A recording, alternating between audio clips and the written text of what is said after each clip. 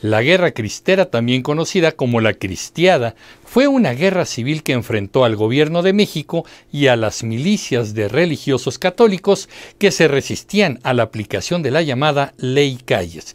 Esto ocurrió durante 3 años, entre 1926 y hasta 1929.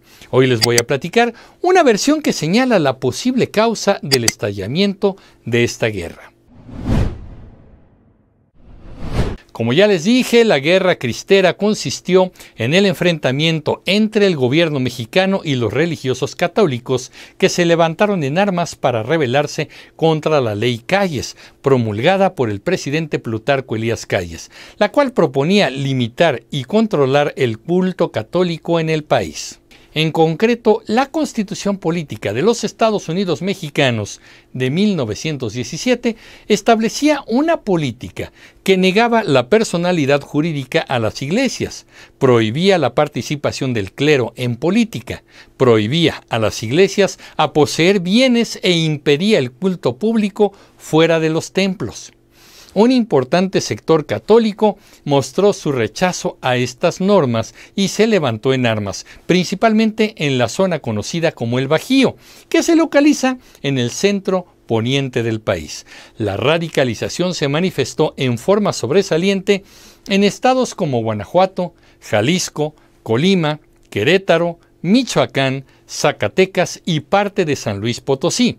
En el estado de Yucatán también hubo movimientos que buscaban reivindicar los derechos de libertad de culto en México.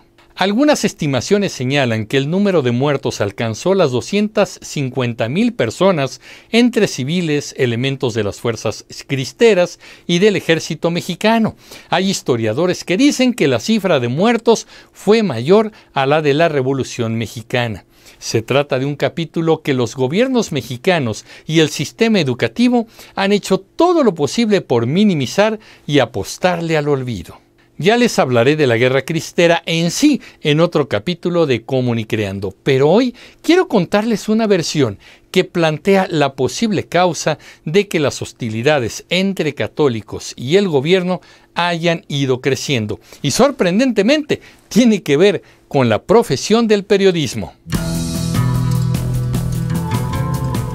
El escritor Antonio Garci nos cuenta que en 1926 las relaciones entre la Iglesia y el gobierno ya se encontraban mal, por lo menos distantes, pero nadie estaba pensando en una guerra.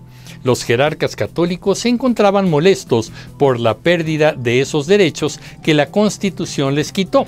Como ya les dije, la ley existía desde 1917, pero con la llegada de Plutarco Elías Calles se decidió que ahora sí se cumplirían estos preceptos, a diferencia de los gobernantes anteriores que simplemente miraban para otro lado. En 1921, la Iglesia Católica ya había sido víctima de un atentado organizado por el gobierno que usó una bomba en la Basílica de Guadalupe con la intención de destruir el lienzo de la Virgen, intento que fracasó.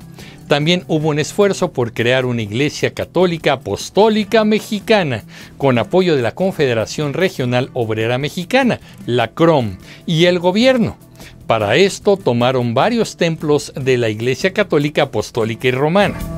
En otro momento, el arzobispo primado de México, Monseñor José Mora y del Río, fue consignado por el procurador de Veracruz el 7 de febrero de 1925 por violar la Constitución al ser recibido con arcos triunfales en San Andrés Tuxtla.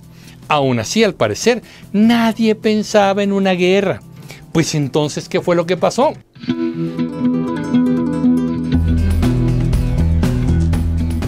Bueno, pues resulta que en enero de 1926, un reportero de El Universal llamado Ignacio Monroy publicó una nota en la primera plana del periódico en la que decía que el arzobispo José Mora y del Río estaba en contra del artículo 130 de la Constitución. Esta nota ocupaba las 8 columnas del diario y era verdad. El arzobispo había dado esta declaración, pero había un detalle no especificado. Esa declaración la había hecho 9 años antes. El secretario de Gobernación de inmediato tomó cartas en el asunto y ordenó la detención del arzobispo. En su declaración, el religioso aclaró que efectivamente había dicho eso muchos años antes, pero no actualmente. De hecho, el reportero nunca lo había contactado ni hecho entrevista alguna. Gracias a esto, el arzobispo obtuvo su libertad y el diario El Universal ya estaba pensando en despedir al reportero Ignacio Monroy. ¿Qué hizo el reportero? Bueno, pidió otra oportunidad a sus jefes para corregir el desastre que había generado y para ello fue directamente a entrevistar al religioso.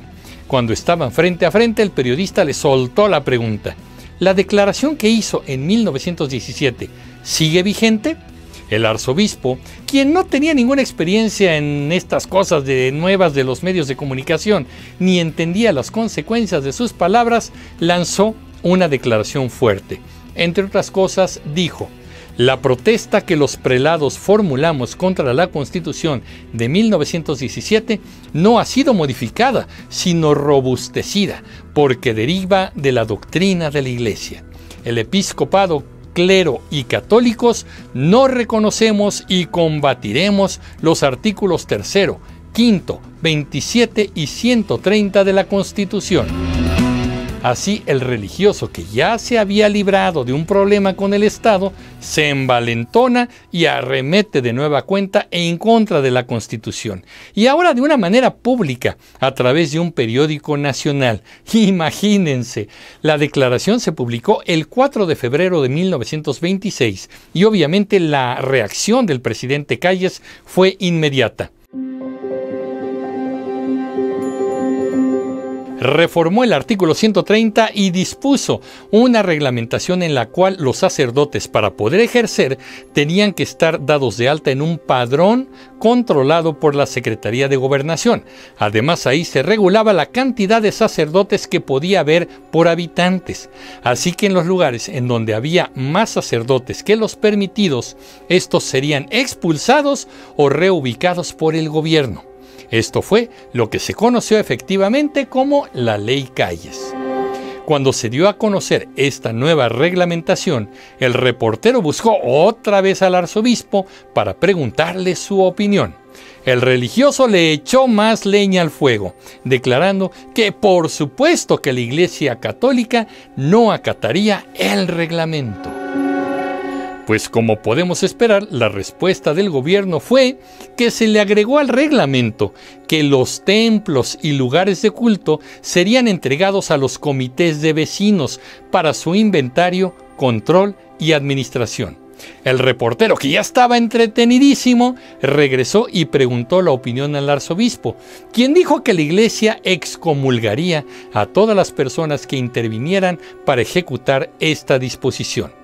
Esta última declaración llegó de inmediato a los oídos gubernamentales.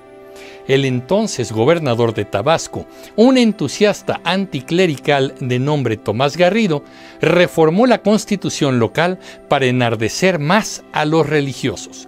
Dispuso por ley que los curas que quisieran ejercer su ministerio en Tabasco estarían obligados a casarse, y para echarle más limón a la herida, como decimos en México, ordenó que el matrimonio debería ser por lo civil. El arzobispo respondió excomulgando al gobernador Tomás Garrido. La Ley Calles entraría en vigor el 1 de agosto de 1926. Un día antes, el arzobispo declaró una huelga de sacerdotes como protesta y todos cerraron sus templos. Como vieron que al gobierno le importó poco esta medida, los religiosos buscaron otra estrategia, una más fuerte y de alcances severos.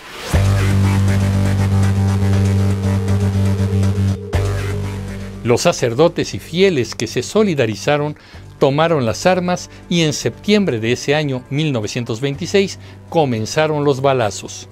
El gobierno de Calles respondió con las Fuerzas Armadas y así empezaron las hostilidades.